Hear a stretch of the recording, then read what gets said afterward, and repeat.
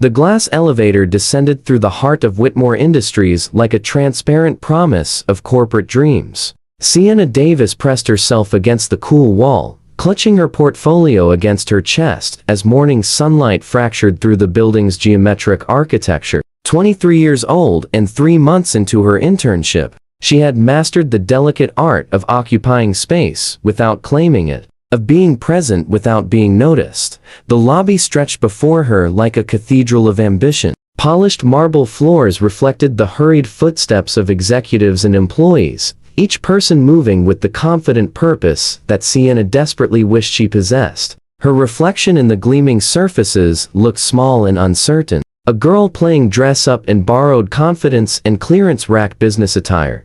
She had learned quickly that Whitmore Industries rewarded boldness, not kindness. The marketing department where she worked operated on a brutal hierarchy, where compassion was mistaken for weakness. Rachel Torres, the senior marketing coordinator, had made that lesson painfully clear during Sienna's first week, when she'd suggested a more inclusive approach to a campaign. Morning routines carried a familiar rhythm. Sienna would arrive early, prepare coffee for the team, organize files, and fade into the background of more important conversations. It was safer that way. Less chance of saying the wrong thing, making the wrong impression, or drawing the attention of people like Rachel, whose sharp tongue could reduce confidence to ashes with a single cutting remark.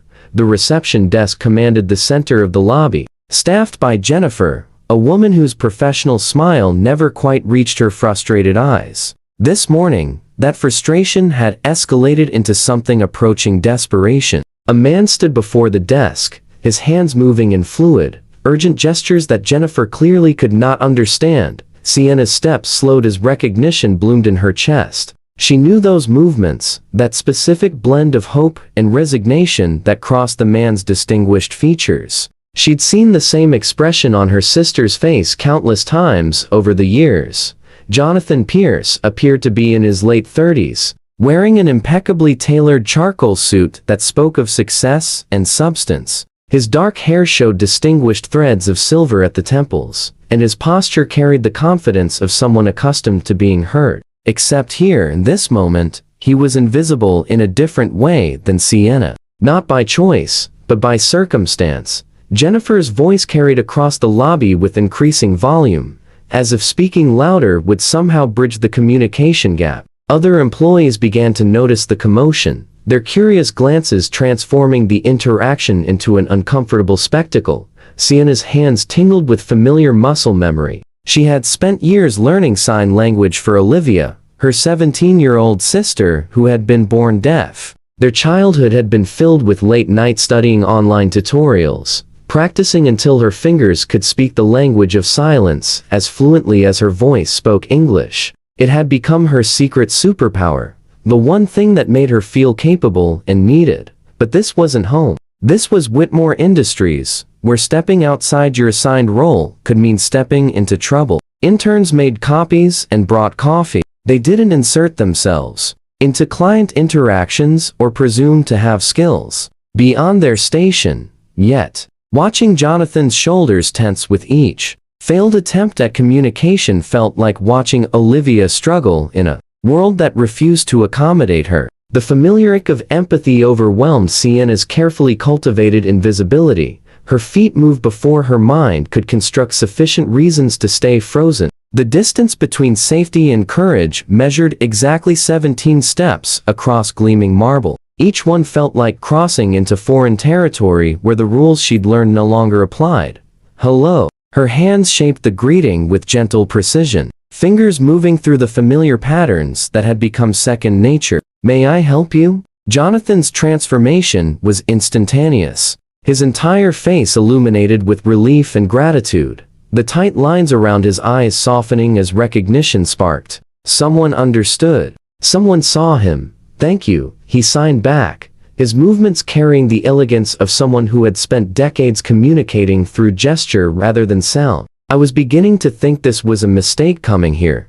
The lobby's ambient noise seemed to fade as Sienna focused completely on the conversation. She could feel eyes turning their direction, awareness spreading through the space like ripples across still water. Jennifer watched with a mixture of relief and confusion. Several employees paused in their trajectories, curious about this unexpected display, but Sienna didn't notice the figure who had just emerged from the executive elevator. She remained completely unaware of Benjamin Whitmore, CEO and founder of the empire surrounding them. As he stopped mid-stride to observe the interaction unfolding before him, Benjamin was 52 years old, with steel-gray hair and eyes that had witnessed both triumph and tragedy. He had built Whitmore Industries from nothing into a multimedia powerhouse, acquiring a reputation for brilliant strategy and emotional distance in equal measure. People whispered that he had ice water in his veins, that nothing moved him beyond profit margins and quarterly reports. But watching this young intern communicate with such natural compassion,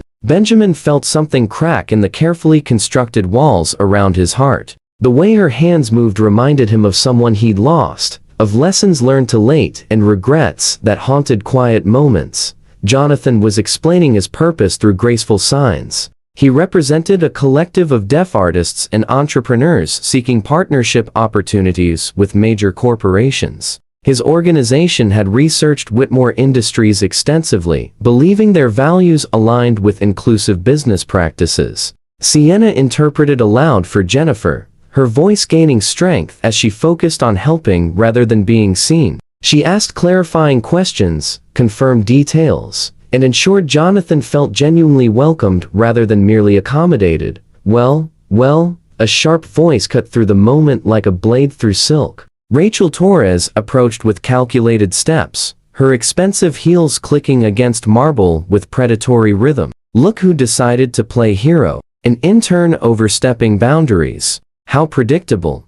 Sienna's newfound confidence wavered as familiar anxiety rushed back. Rachel's presence had a way of shrinking the space around her, making Sienna feel small and foolish for ever believing she could be anything more. I was just helping, Sienna began, her voice barely above a whisper. Rachel's perfectly sculpted eyebrow arched with practiced disdain. Helping, or showing off skills that have nothing to do with your actual job? We have professional protocols for client communications. This isn't some charity project where you get to practice your little hobby. Jonathan's expression darkened as he read the hostile body language, even without hearing the words. Sienna's hands trembled slightly as she considered whether to interpret the cruel exchange, ultimately choosing to soften Rachel's harshness into something more palatable. From his vantage point near the elevators, Benjamin observed the power dynamics with laser focus. He had built an empire by understanding human nature, by recognizing talent where others saw only demographics or credentials. What he witnessed now triggered memories he'd spent years trying to suppress. The marketing director, Thomas Webb, approached, drawn by the gathering attention. His expression carried the bureaucratic concern of someone more worried about protocol than people. Sienna, we need to discuss appropriate boundaries. Client relations require proper channels and authorized personnel. Sienna felt the familiar urge to apologize, to shrink back into invisibility where it was safe. She nodded wordlessly, preparing to retreat from her moment of courage back into the shadows where interns belonged. But then something unexpected happened. Henry Foster, the elderly security guard who had worked at Whitmore Industries for nearly 20 years, caught her eye from his post near the entrance. He offered a subtle nod of encouragement, his weathered face conveying approval that contradicted everyone else's judgment. Henry had been an art teacher before budget cuts forced him into security work. He possessed the rare gift of seeing potential in people, of recognizing when someone was becoming rather than simply being. He'd been watching Sienna for months, noting her quiet competence and genuine kindness in an environment that rewarded neither. Miss Davis, Henry called softly as she passed his desk, his voice carrying warmth that felt like a lifeline. That was good work, real good. Don't let anyone tell you different. His words followed Sienna into the elevator, providing fragile comfort as she rode to the marketing floor. She was certain her brief moment of visibility had cost her more than she could afford, certain that Rachel would make her remaining time at Whitmore Industries miserable, certain that she'd made a terrible mistake by forgetting her place. But what Sienna didn't know was that Benjamin Whitmore had made a decision that would change everything. He stood alone in the lobby after the crowd dispersed, his expression thoughtful as he pulled out his phone. "Get me personnel files for Sienna Davis," he instructed his assistant with quiet authority, "and clear my schedule tomorrow morning. I need to conduct an evaluation personally." The words carried weight that his assistant recognized immediately. Benjamin Whitmore never conducted personal evaluations of interns. Something significant had shifted in the carefully ordered world of Whitmore Industries, and its epicenter was a shy young woman who had chosen compassion over caution. The summons arrived via email at precisely 8:15 the next morning. 3 sentences that turned Sienna's world upside down. Report to Executive Suite at 9:00 a.m. Meeting with CEO Benjamin Whitmore. Come prepared to discuss your background and qualifications. Sienna read the message 4 times, certain she'd misunderstood something fundamental. Interns didn't meet with the CEO. They especially didn't meet with Benjamin Whitmore, whose legendary aloofness had become part of company folklore. People joked that he was more likely to acknowledge the coffee machine than junior staff. Rachel's reaction to the news was immediate and venomous. She appeared at Sienna's cubicle within minutes, having somehow intercepted information about the meeting through her network of office informants. "Getting special treatment already?" Rachel's voice dripped with false sweetness that barely masked her anger. "I wonder what strings you pulled. Or maybe you're hoping that little performance yesterday will earn you points with management." Spoiler alert, it won't. But beneath Rachel's cruelty, Sienna detected something else. Fear. Rachel had spent 5 years clawing her way up from entry-level positions, cultivating relationships, and eliminating competition with strategic precision. The idea that an intern might bypass those carefully constructed hierarchies through genuine competence rather than manipulation threatened everything Rachel believed about how the world worked. The executive suite occupied the entire top floor, a realm Sienna had only glimpsed during building tours. The elevator ride felt eternal, each ascending floor marking her journey into increasingly rarefied corporate atmosphere. Her reflection in the polished elevator doors showed a young woman trying desperately to project confidence. She didn't feel, wearing her most professional outfit and clutching a portfolio with trembling hands. Benjamin's assistant, Victoria, greeted her with professional courtesy that revealed nothing about what awaited behind the massive oak doors. She gestured Sienna toward a leather chair in the waiting area, then disappeared to announce her arrival. The wait stretched for 7 minutes that felt like hours. Sienna studied the artwork adorning the walls, abstract pieces that probably cost more than her annual salary. Everything here spoke of power, success, and a world so far removed from her own experience that she felt like an imposter in borrowed clothes. "Come in." Benjamin's voice called from within when Victoria finally opened the door. The office was stunning. Floor-to-ceiling windows framed a panoramic view of the city, morning light painting everything in shades of gold and amber. Awards and commendations lined one wall, chronicling decades of business achievement. But despite the impressive displays of success, something felt hollow about the space. It lacked personal touches, photographs, anything that suggested a human being actually worked here, rather than just a corporate machine. Benjamin sat behind an imposing desk, his silver hair catching the light as he studied documents that Sienna realized with a jolt were about her. Her internship application, performance reviews, even her original resume from months ago. "Sit," he instructed, without preamble, his steel-gray eyes lifting to meet hers with uncomfortable intensity. Sienna lowered herself into the chair across from him, acutely aware of the power imbalance radiating through every inch of space between them. This was a man who commanded billion-dollar decisions, whose approval or disapproval could shape entire careers. "Why do you know sign language?" Benjamin asked, his question direct and stripped of small talk. Pleasantries. The abruptness caught Sienna off guard. She'd expected questions about protocol violations or inappropriate boundary crossing, not this deeply personal inquiry into her private life. "My sister," Sienna answered, her voice steadier than she'd anticipated. "Olivia. She's 17 and was born deaf. I started learning when I was 10 because I couldn't stand watching her feel isolated in our own home." Family dinners where she'd sit at the table understanding nothing, missing jokes and stories and connections. I wanted her to know that at least one person would always make the effort to truly communicate with her. Benjamin's expression remained carefully neutral, but something flickered behind his eyes. A recognition, perhaps, or a memory that her words had inadvertently triggered. "Tell me more about her," he said. And this time, his voice carried an unexpected gentleness that contradicted his reputation for emotional distance. For the next 20 minutes, Sienna found herself sharing stories she rarely told anyone. How Olivia had struggled in mainstream schools despite her intelligence, because accommodations were always afterthoughts. How their parents had initially resisted learning sign language themselves, viewing it as admitting defeat rather than embracing adaptation. How Sienna had become her sister's primary interpreter, translator, and bridge to a world designed without considering people like Olivia. As she spoke, Sienna noticed Benjamin's posture gradually shifting. The corporate armor he wore seemed to crack slightly, revealing glimpses of genuine human emotion beneath the polished exterior. "Your dedication to your sister speaks to character," Benjamin said finally, his words carrying weight beyond their surface meaning. "That kind of commitment to family, that willingness to learn an entire language, just to make someone feel less alone, it reveals something fundamental about who you are." Sienna sensed there was more he wasn't saying, layers of meaning she couldn't quite access. But she also felt the conversation shifting from interrogation to something resembling actual dialogue. Mr. Whitmore, Sienna ventured carefully, "Am I in trouble for yesterday? I know I overstepped, and I apologize if I caused problems with protocols."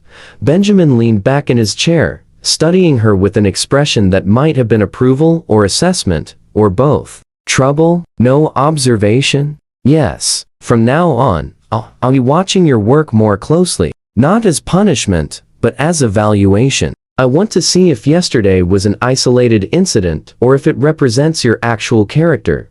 The words should have been reassuring, but something in Benjamin's intensity made Sienna nervous. She felt like a specimen under a microscope, being examined for qualities she didn't fully understand. "You're dismissed," Benjamin said, returning his attention to the documents on his desk with the finality that clearly ended the conversation. Sienna rose on unsteady legs, confused about whether the meeting had gone well or poorly. As she reached the door, Benjamin's voice stopped her. "Miss Davis, one more thing. Your compassion yesterday reminded me that corporations are still built by humans, for humans. Don't lose that quality, no matter what this environment tries to teach you about survival." The words followed her back to the marketing floor, where Rachel waited like a spider sensing vibrations in her web. The interrogation about the meeting was immediate and relentless, but Sienna deflected with vague answers that only increased Rachel's suspicion and hostility. Over the following days, Benjamin's presence became a strange constant in Sienna's work life. He would appear unexpectedly at marketing meetings, his attention seeming to track her contributions with laser focus. He observed how she interacted with colleagues, how she approached problems, how she maintained her essential kindness despite Rachel's escalating attempts to undermine her credibility. The office gossip mill worked overtime speculating about Whitmore's unusual interest in a junior intern. Some whispered about favoritism, others about ulterior motives. Rachel's campaign to paint Sienna as an opportunist gained momentum, creating an atmosphere of suspicion that made every day feel like navigating a minefield. But Henry Foster noticed something different during his security rounds. He'd seen Benjamin Whitmore operate for 2 decades, and this wasn't the calculating interest of someone looking to exploit or manipulate. This was something more complex, more personal. Benjamin was watching Sienna the way someone might study a puzzle they desperately wanted to solve, or a memory they were trying to recapture. The crisis came exactly 1 week after Sienna's meeting with Benjamin. Jonathan Pierce returned to Whitmore Industries for a formal presentation about his accessibility initiative. This time, the meeting involved senior marketing staff, department heads, and substantial financial commitments. The professional sign language interpreter who had been scheduled was stuck in traffic across town, running dangerously late due to an accident that had gridlocked the entire district. "We can't postpone," Benjamin announced to the assembled group, his voice carrying the weight of corporate deadlines and million-dollar decisions. The marketing team will need to manage communications until our interpreter arrives. Who here has sign language capability? The room fell silent. 40 people with impressive credentials, and none of them possessed this particular skill. Rachel seized the moment with predatory instinct. Sienna knows some sign language, she announced with false helpfulness that barely concealed her malicious intent. Though she's just an intern, so I'm not sure she's qualified for something this important. We wouldn't want amateur hour to ruin a major business opportunity. Every eye in the conference room turned toward Sienna, who felt her heart drop into her stomach. This wasn't a casual conversation in a lobby. This was a formal presentation, with executives, profit projections, and her entire future balanced on a knife's edge. Benjamin's gaze found her across the room, his expression unreadable. "Miss Davis, you're up." The words hit like lightning. Sienna rose on legs that felt disconnected from her body, her hands already beginning to tremble with the weight of expectation. This was exactly the kind of high-pressure situation she'd spent her entire life avoiding. The spotlight she'd never wanted. Jonathan smiled encouragingly from his position at the head of the conference table, but Sienna could barely see him through the fog of her mounting panic. He began his presentation, discussing accessibility initiatives, partnership opportunities, and community impact programs that represented months of careful planning. Sienna's hands moved to interpret, but her nerves overwhelmed her immediately. The fluid grace she displayed in the lobby abandoned her completely. Her gestures became awkward and uncertain, her fingers stumbling over technical terms she'd never encountered in sign language. She mixed up similar signs, confused directions, and watched in horror as Jonathan's encouraging expression shifted to polite confusion. Muffled laughter rippled through the room. Someone whispered loud enough to be heard, "I told you this was a mistake." Rachel's satisfied smirk burned in Sienna's peripheral vision like a brand marking her public failure.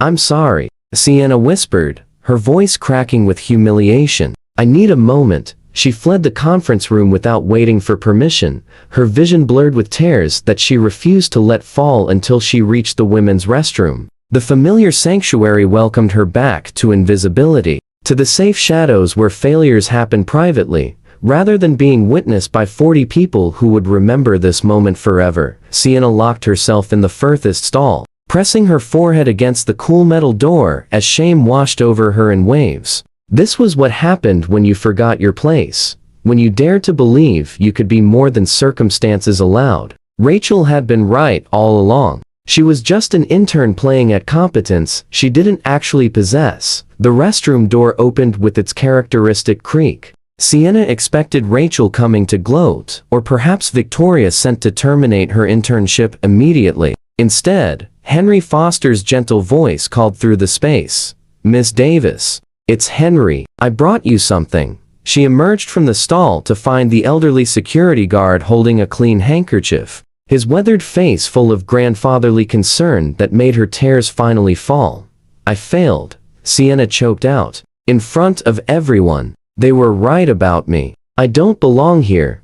Henry's expression softened with the wisdom of someone who had spent decades watching young people struggle through defining moments. "Nobody gets it perfect the first time under pressure like that. You think I taught art for 37 years without seeing talented students freeze up during their first real exhibition? The ones who worried most about being good enough were always the ones who cared the most. And caring, Miss Davis, that's where real talent begins." "But everyone saw," Sienna protested weakly. "Everyone saw you try," Henry corrected gently. "Everyone saw you care enough to step forward when nobody else would. That courage matters more than you realize. Now fix your face and get back in there. That man in the conference room chose you for a reason, and I suspect the CEO did too." The professional interpreter arrived 15 minutes after Sienna's humiliating exit, and the presentation continued with smooth efficiency that only highlighted how badly she had failed.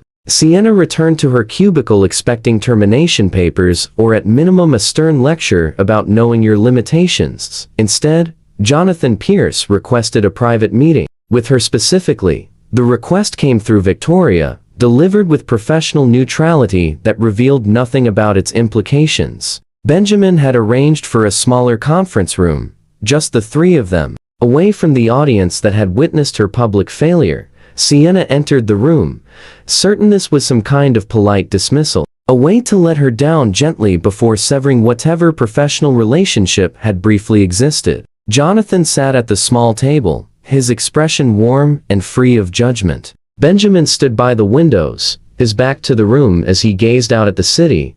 "Thank you for coming," Jonathan signed, his movements slow and deliberate to ensure clarity. The interpreter translated for Benjamin's benefit, though Sienna noticed the CEO watching Jonathan's hands with unusual focus, as if trying to understand the language itself rather than relying on translation. "I wanted to speak with you about this morning," Jonathan continued. "What happened in that conference room was important, but not for the reasons you might think." Sienna's hands moved hesitantly as she responded, her confidence still shattered from earlier. "I apologize for my inadequate interpretation. You deserved better professional support for such an important presentation." Jonathan's response was immediate and emphatic. "You misunderstand completely. Yes, you struggled with technical vocabulary. Yes, your nerves affected your fluency. But do you know what I saw? I saw someone who cared so much about getting it right that the pressure overwhelmed them. I saw authentic concern for my experience,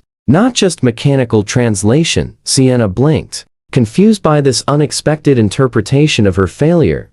"I've worked with dozens of professional interpreters over the years," Jonathan explained, his signs becoming more animated as passion drove his communication. "Most are technically flawless. They translate words with perfect accuracy, but very few translate intention, emotion, the human elements that make communication meaningful rather than just functional." Benjamin turned from the window, his attention fully engaged now. "This is what you noticed during her initial interaction with you in the lobby." "Exactly," Jonathan confirmed through the interpreter. "When Miss Davis helped me that first day, she didn't just translate my words. She conveyed my frustration at being misunderstood, my relief at finding someone who could communicate, my hope that this company might actually understand what accessibility means beyond legal compliance." Sienna sat motionless, trying to reconcile this perspective with her own understanding of what had transpired. She had failed publicly, humiliatingly,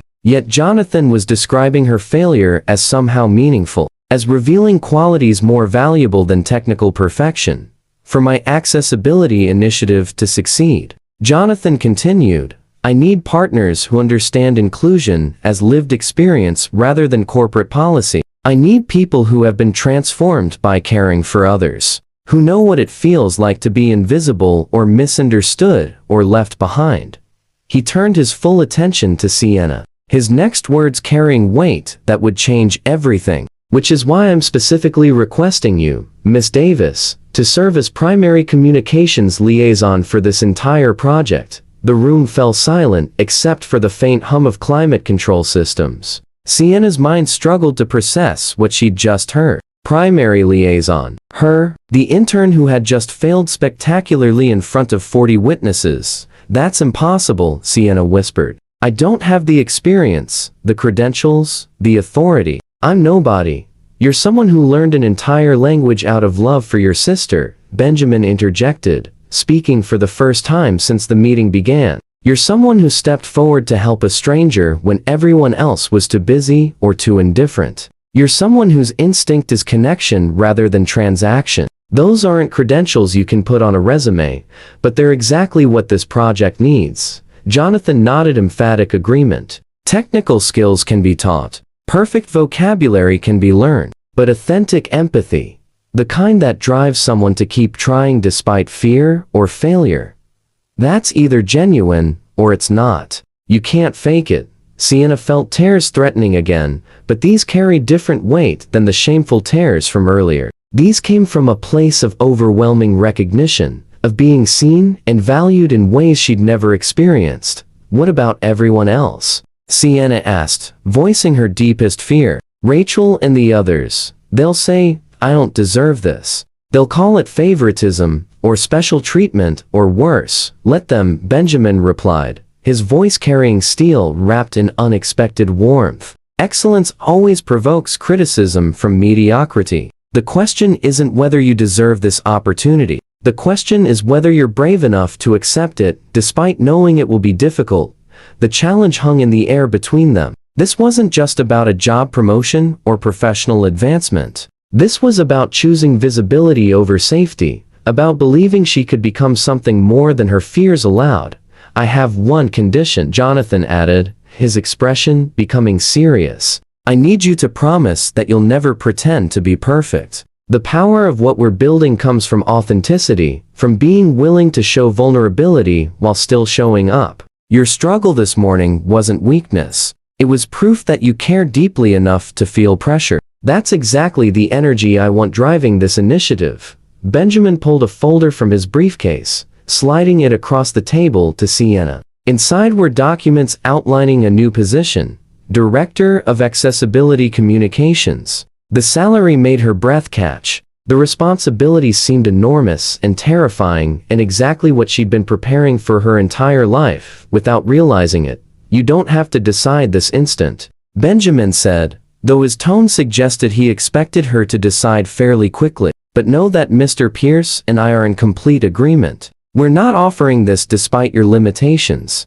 We're offering it because of your humanity." Sienna's hands trembled as she touched the documents, these papers that represented a future she'd never dared imagine for herself. Every instinct screamed that she was unqualified, that she would fail, that accepting this would only lead to greater humiliation later. But a quieter voice, one that sounded remarkably like Henry Foster's wisdom and Olivia's faith in her, whispered something different. Maybe worthiness wasn't about being perfect. Maybe it was about being willing to keep trying despite imperfection. "I accept," Sienna heard herself say, the words emerging with more confidence than she'd known she possessed. Jonathan's face illuminated with joy. Benjamin's expression softened in ways his employees would have found shocking, revealing glimpses of the man beneath the corporate armor. "The announcement would be made at the contract signing ceremony in 3 days, Benjamin explained. "That gives you time to prepare mentally, and gives me time to handle the political aspects of promoting an intern to director level.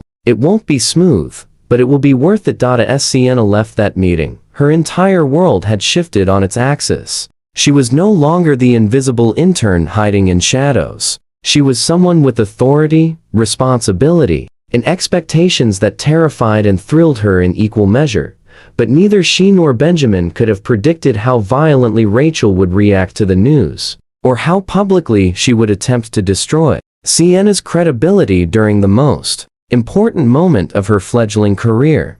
The contract signing ceremony was scheduled for Friday afternoon in the main conference hall. It was meant to be a celebration, a public acknowledgement of the partnership between Whitmore Industries and Jonathan's Accessibility Collective. Invitations had been sent to media outlets, business partners, and community stakeholders. Rachel spent the intervening days building her case, like a prosecutor preparing for trial. She collected allies among employees who felt threatened by Sienna's unexpected rise.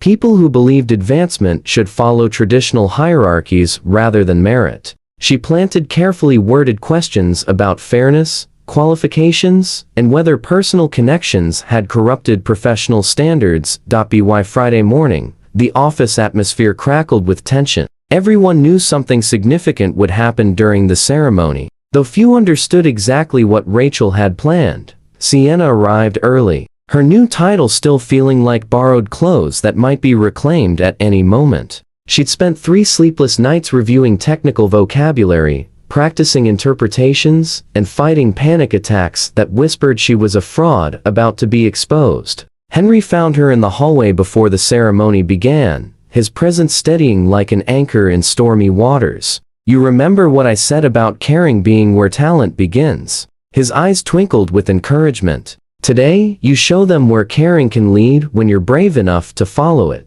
The conference hall filled quickly. Jonathan arrived with representatives from his organization, all of them deaf or hard of hearing, their presence a powerful reminder of exactly who this initiative was meant to serve. Benjamin took his position at the head table, his expression controlled but his eyes finding Sienna frequently, as if checking to ensure she was holding steady. The formal presentations began smoothly. Benjamin outlined the partnership's goals and financial commitments. Jonathan's professional interpreter translated flawlessly as he described the accessibility model they would build together. Everything proceeded according to careful planning until Benjamin announced Sienna's new role. It gives me great pleasure to introduce Sienna Davis, our new Director of Accessibility Communications. Her vision and dedication will guide this initiative from concept to implementation.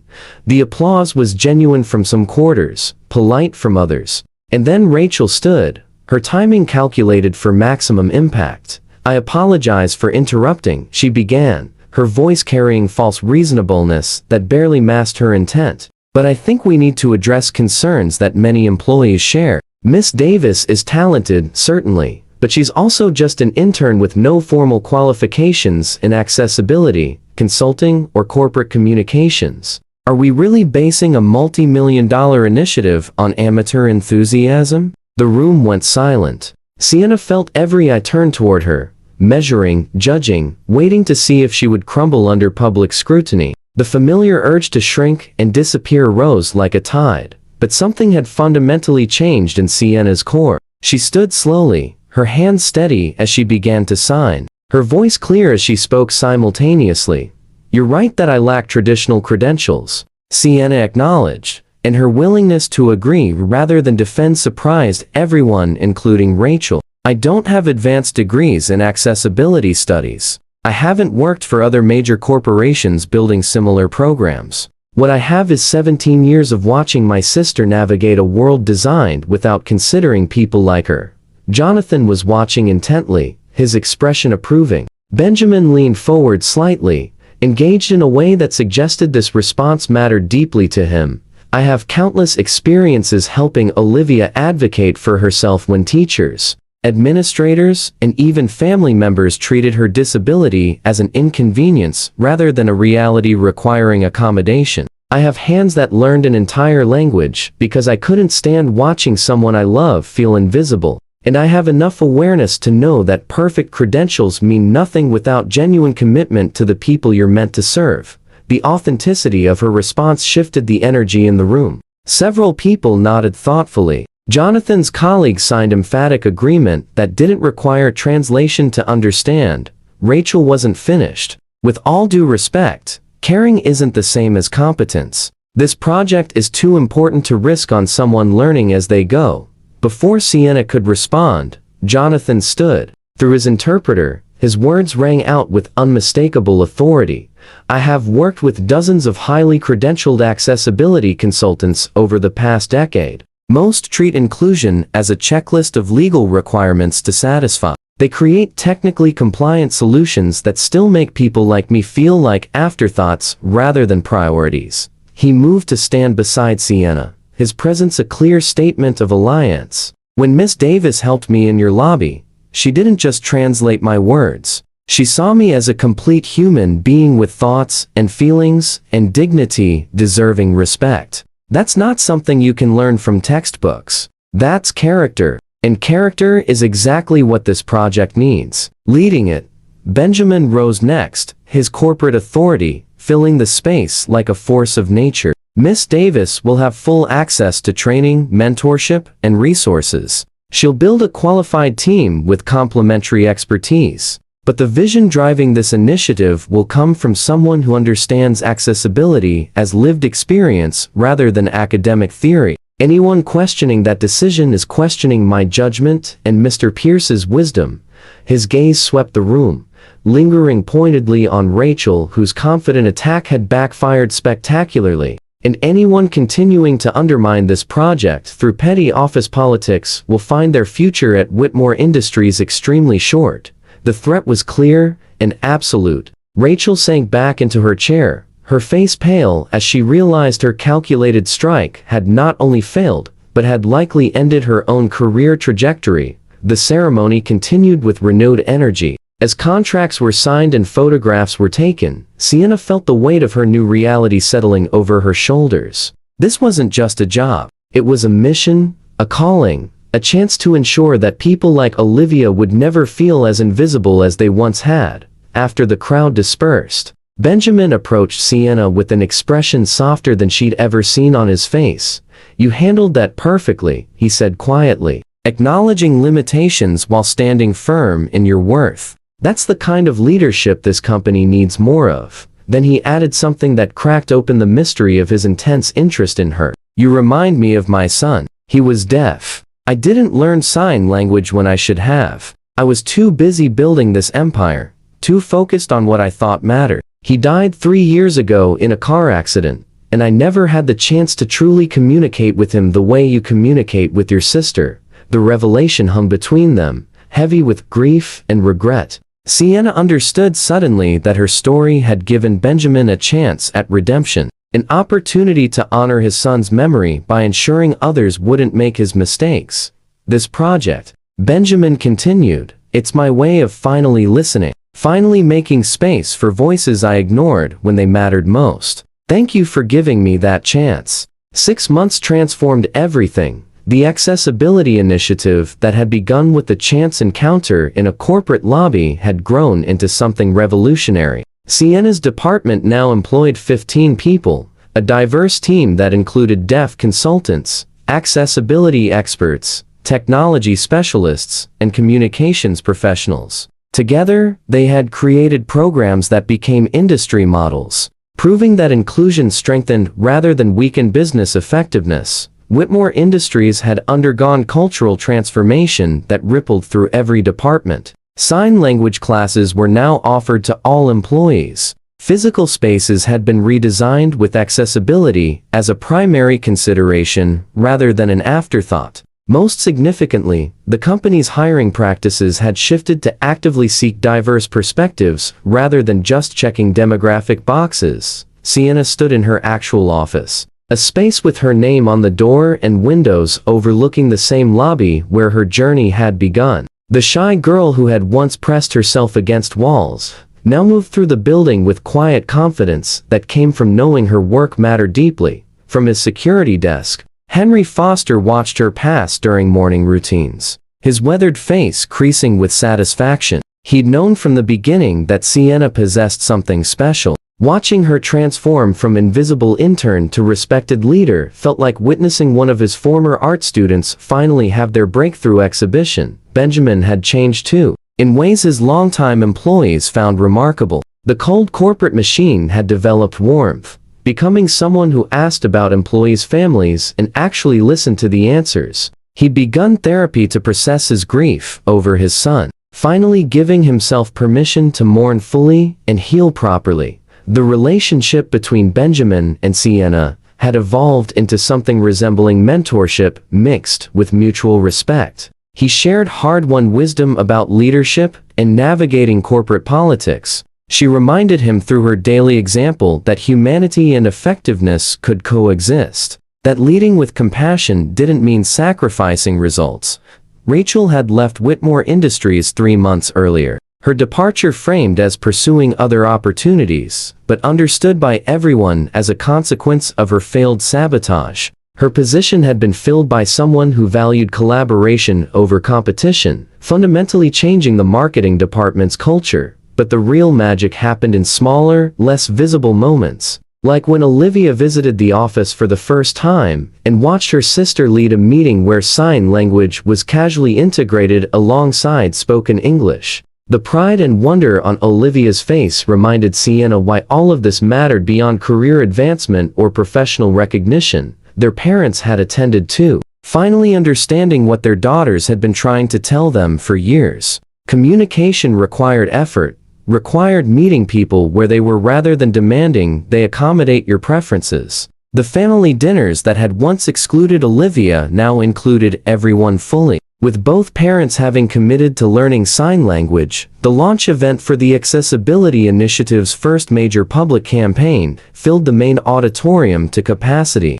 Media outlets sent reporters. Disability advocacy organizations sent representatives. Business leaders came to learn about replicating the model in their own companies. The energy buzzed with possibility and promise. Sienna took the stage with nerves that felt different than panic. These were performance nerves, the kind that sharpened focus rather than paralyzing it. She wore professional attire that no longer felt like a costume, but like her actual clothing. Her hands were steady as she began speaking and signing simultaneously, her voice carrying every corner of the room. 6 months ago, I was invisible, she began. Not because I chose to be, but because I believed that was my place. I thought kindness was something you did quietly in corners without disturbing the important business of the world.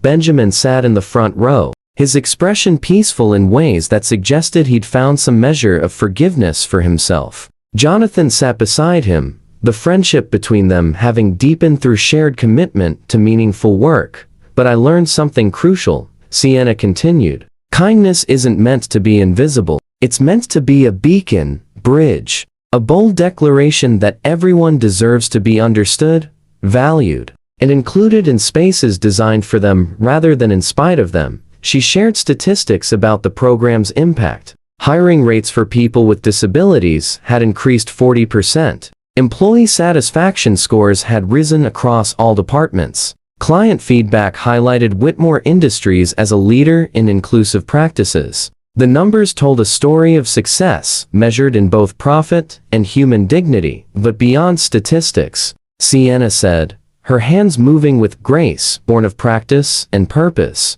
This initiative has taught us that accessibility benefits everyone. When we design spaces and systems that work for people with the widest range of abilities, we create environments where all humans can thrive. When we prioritize clear communication, everyone understands better. When we value diverse perspectives, we make better decisions. In the audience, several people wiped away tears. The message resonated because it came from lived experience rather than corporate talking points. This wasn't a marketing campaign. It was a genuine transformation that people could see and feel. Olivia sat in the front row beside their parents, her face glowing with pride as she watched her sister command the stage. The girl who had once felt invisible in her own family now saw herself reflected in initiatives that would improve countless lives. Her experiences, her struggles, her existence had mattered in ways that created lasting change. As the presentation concluded,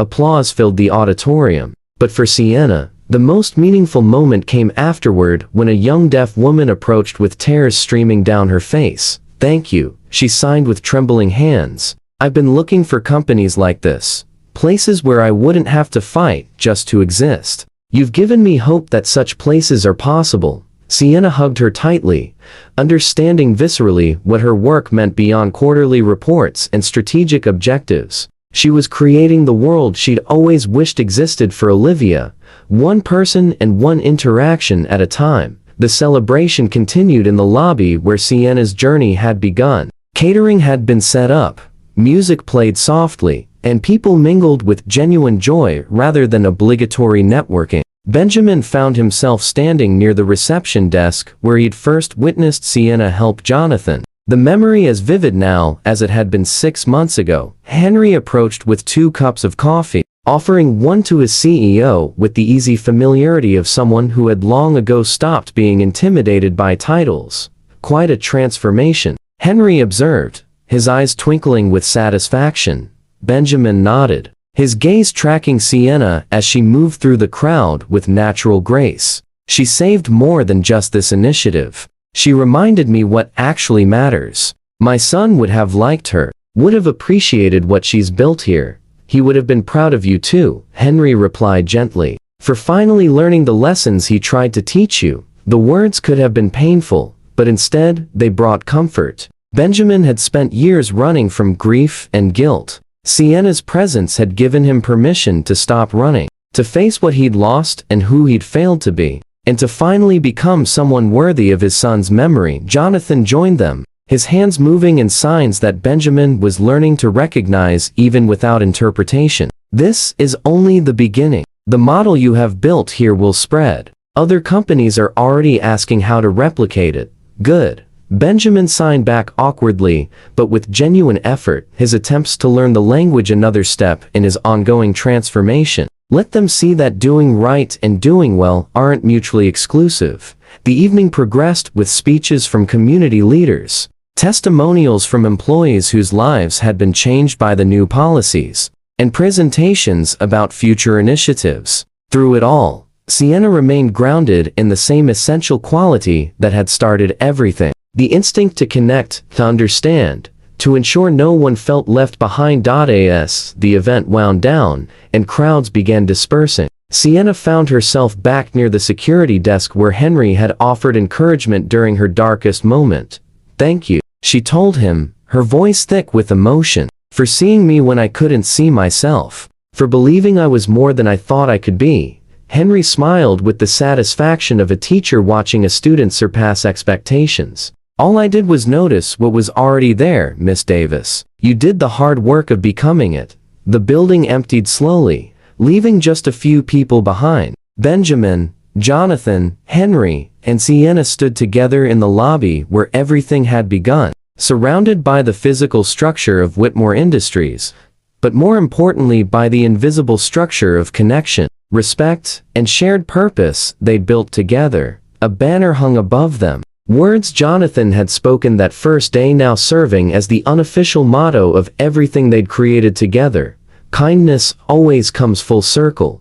Benjamin looked at the phrase with new understanding. 6 months ago, he'd been trapped in grief and regret, running a successful company that felt hollow because he'd sacrificed human connection to build it. Sienna's simple act of helping a stranger had cracked open possibilities he'd thought were lost forever. The circle of kindness had included him too, offering redemption he hadn't known how to seek. "Where do we go from here?" Sienna asked, the question directed at all of them, but also at herself. "Forward," Jonathan signed with characteristic optimism. "With this model proven, we expand. We train other organizations. We create resources so what you have built here becomes the standard rather than the exception. And we keep remembering why we started," Benjamin added, his voice carrying hard-won wisdom. "Not for profit or prestige, though both will come, but because every person deserves to be seen, heard, and valued for exactly who they are." The words hung in the air like a benediction, blessing everything they'd accomplished and everything yet to come. Sienna felt the weight and privilege of her position, understanding that she held not just a job but a sacred trust. The responsibility to honor the Olivias and the sons and all the people who had been invisible for too long. The building lights dimmed as security prepared for the night shift. The four of them walked toward the exit together, their friendship forged through shared mission and mutual respect. Tomorrow would bring new challenges, new opportunities to expand their reach and deepen their impact. But tonight, standing in the lobby where a shy intern had once chosen courage over comfort, they celebrated the simple truth that had always been there, waiting to be discovered. Genuine kindness, when given freely and received gratefully, creates ripples that extend far beyond the initial gesture. It transforms not just recipients, but givers.